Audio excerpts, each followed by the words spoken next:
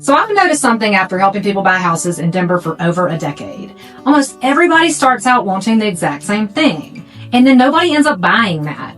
Seriously, people moving here always think that they know exactly where they want to live. They've done their research, they've watched YouTube videos, they've looked at maps, they've talked with their cousin who visited here once in 2018, and they're like, Sally, we've got it all figured out. We already know that we want to live in the Highlands, or Wash Park, or Sloan's Lake, or Lohi, or whatever neighborhood they've been following a creator that has a huge following on Instagram. And I'm like, cool, let's go look at houses there.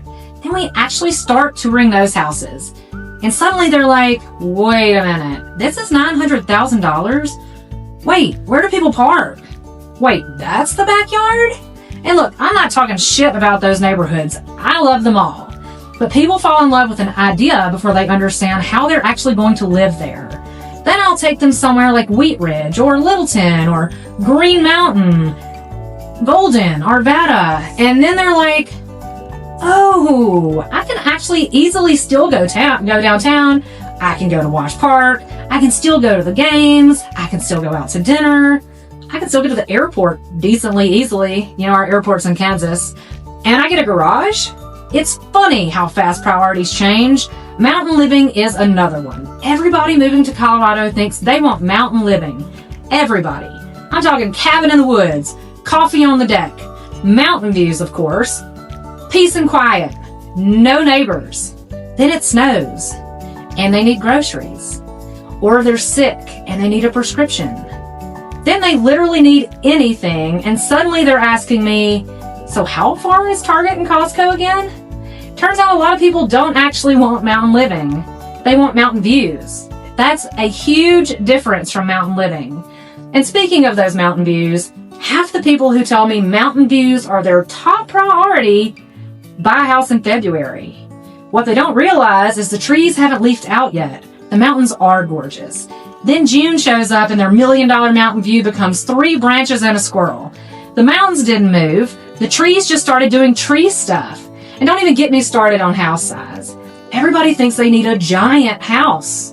5 bedrooms, huge basement, a giant yard, more space, and even more space. But then they realize that someone has to clean all of that space. They have to pay to heat and cool all of that place. If something goes wrong, they have to fix all of that space, pay for all of that space, and then all of a sudden, that extra 1,000 or 2,000 square feet doesn't seem nearly as important. The funniest one to me, though, is the commute. Every buyer tells me, we don't mind a commute. A whole hour is great. Every single buyer says that. I've literally never had someone tell me, Sally, I hate commuting. Everybody thinks they're fine with it. Then they actually do the drive. In the snow. One time. Or not in the snow sometimes. And suddenly that perfect house is not so perfect anymore. I've watched buyers completely change their search after one single commute. Just one. The thing I've learned after doing this for so many years is that people don't actually buy houses. What they're buying is a lifestyle. The house is just where that lifestyle happens and where they keep their stuff. And then the buyers who end up the happiest are usually the ones who stop chasing what they think they're supposed to want and start figuring out what they actually want. Because the goal isn't to impress people with your zip code, it's to enjoy your life after you move in.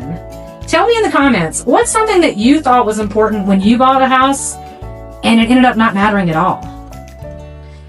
Like and follow me below for more real estate information about Denver.